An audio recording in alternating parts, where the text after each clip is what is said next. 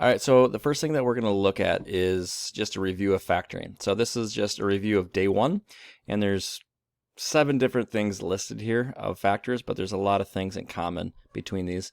So this will be a good refresher if day one you're still trying to remember all that factoring. This will be a good review, and if not, you can go through these a little quicker at your own pace. Maybe pause the video, see if you can do these on your own.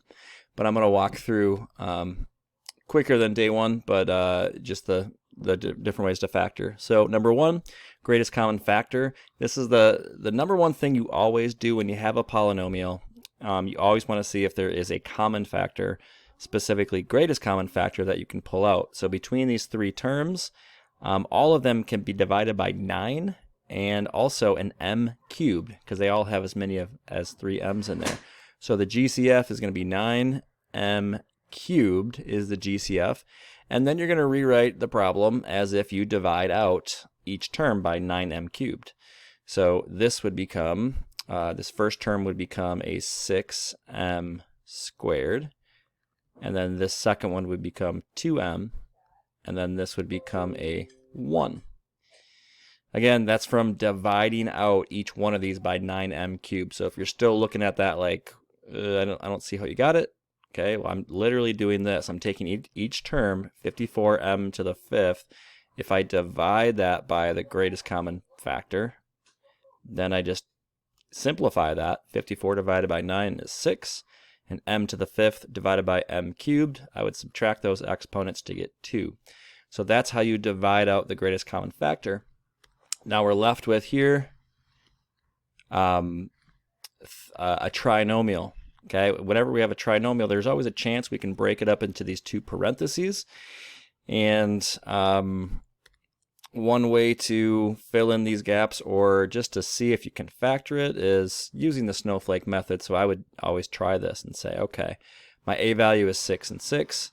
My a times c value is also 6. My b value is 2. So I think about what can multiply up to 6 and add up to 2, and I don't think there's anything there, right? Because we have 3 times 2, 6 times 1.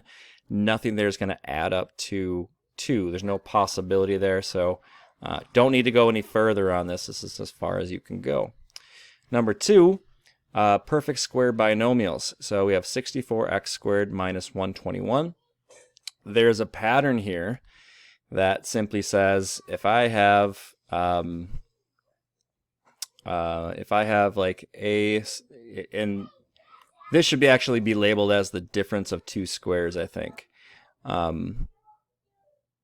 Yeah, I think this should be the difference. We'll just say the difference of squares here is more the correct label. But the pattern there is that if we have the difference of squares, like a squared minus b squared, it will always factor to a minus b and a plus b.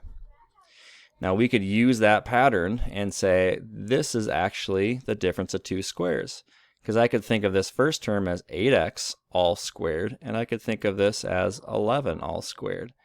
So therefore, since this could be written as the difference of 2 square values, I know that this is going to factor to 8x minus 11 and 8x plus 11. That's it. Could you do snowflake here? Absolutely. If you didn't remember that pattern and you just thought, well, hey, wait a minute, I have a 0 for the b term, and let me go ahead and try this snowflake method, you could definitely do that and get the exact same answer. And I would say by default, if you don't remember a pattern or a rule, you can always go back to the 2 parenthesis method, using snowflake or whatever different method you choose to fill in those 2 parentheses, and you can always solve it that way. So that was another way. Number 3, factoring trinomials when a equals 1. This should be standard. This should be like the quickest one we have, because this is going to be parentheses, and we just use the snowflake model, or whatever model you choose. But we're thinking about, this is 1 and 1, this is 42 and 23. what multiplies up to 42 and adds up to 23. I take that back, negative 23. Forgot the negative there. So we think about 42, 2 times 21, right? 2 times 21 is 42. And that's going to be able to get me that 23 that I'm looking for. So this would be a 2 and a 21. Now note that these are both going to be negative because I'm trying to add up to negative 23. So now I look at these two columns that I don't have to reduce, and now I have my two parentheses, or my product of these two binomials here. We have 1x minus 2, and then I have 1x minus 21. Again, I would just consider that like the snowflake method. All right, number 4, same thing, it's a snowflake method, except the a value is not 1, it's greater than 1, but really it's the exact same thing. So I have a trinomial here. I'm immediately thinking, can I break that up into two parentheses, two binomials? And I can here. And to figure that out, I'll just go ahead and use a snowflake, which means I have 2 and 2. This is going to be negative 40, a times c, and then negative 3 here. So you think about what multiplies up to 40 or negative 40, and I'm immediately thinking of 8 and 5, right? 8 times 5 is 40, but I'm going to make 8 negative because negative 8 plus 5 is negative 3. But then that multiplies up to negative 40 as well. So now I have my two parentheses. I'm going to go ahead and reduce these columns if I need to. This is going to become a 1 and a negative 4 if I reduce that column. So that becomes 1x minus 4. And this column is already reduced to a 2x plus 5. Number 5. It's 3 terms. Technically, this is a perfect square trinomial.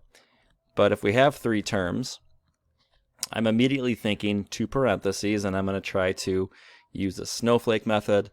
But there is a pattern here. The pattern is if I have something like a squared and then plus a b squared, and then I have a minus 2ab here, which actually is this pattern, I know that I can factor this to a plus b squared. Now, you can always fall back on just doing my two parentheses and filling that in with, snowflake or whatever traditional method you have. In fact, I would say definitely do that and not even focus on any rule or pattern unless you have to. I would say it's just easiest to go ahead and do it like a traditional way and think about, hey, what multiplies up to 16 and adds up to negative 8? That's pretty easy, right? That's going to be negative 4, negative 4, and negative 4. Right? Multiplies up to 16, adds up to negative 8. So now you can see here, this is a perfect square because both of my columns are the same here. I have an x minus 4, and I have an x minus 4. So there's my factoring. I could write it as x minus 4 squared since they are the same thing. All right, let's continue on. Factor by grouping. We did this in the warm-up, but whenever we have a 4-term polynomial, there's always a chance that we could do factor by grouping. All we do with factor by grouping is we make 2 groups. Sometimes you actually have to rearrange these terms to make it work out.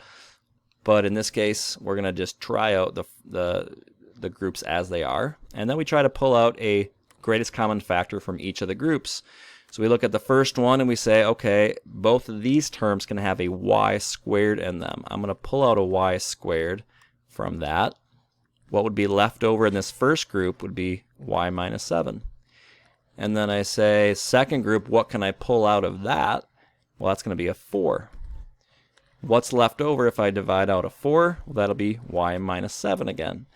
And again, the key to factor by grouping is that once you factor out a common factor from each of these groups is that you're hoping that you do get something in common here so you can combine these two things into one thing. Just like if you're going to combine like terms, 2x plus 5x are like terms, therefore I can make it 7x, right? It's the same idea here. I have a y minus 7 there as my like term, and now I can write this as y squared plus 4 times the like term of y minus 7, and that's it. If I could go further, I would factor down further, but you can't here. All right, next one, number 7. Perfect square trinomials. Okay, yes, this has a fancy name for it, but it's 3 terms. It's still a 3-term process, so I'm still going to be thinking about double parentheses, and I'm still going to use a snowflake method to fix that, or to fill that in. Snowflake method is going to say my A term is 3, my A times C term is 60 and 12, so negative 72, and my B term is negative 1. So now we're thinking about what is multiplying up to negative 72 and adds up to negative 1 here. So 9 and 8, right? I'm thinking 9 and 8, and that's a negative 9, because negative 9 times 8 is negative 72 and adds up to negative 1 here. So I'm going to go ahead and reduce these columns if necessary. This one right here can become a 1 over negative 3, so this is x minus 3. And then this one's already reduced. We don't have to do anything beyond that, and that represents a 3x plus 8. Remember here that, well, I kind of bought. Let me go back on that. These aren't x's. For one, we use the variable s, and this was s to the 4th, and this was s squared. So this would be an s. This would be a s squared. And this would be a 3s squared there.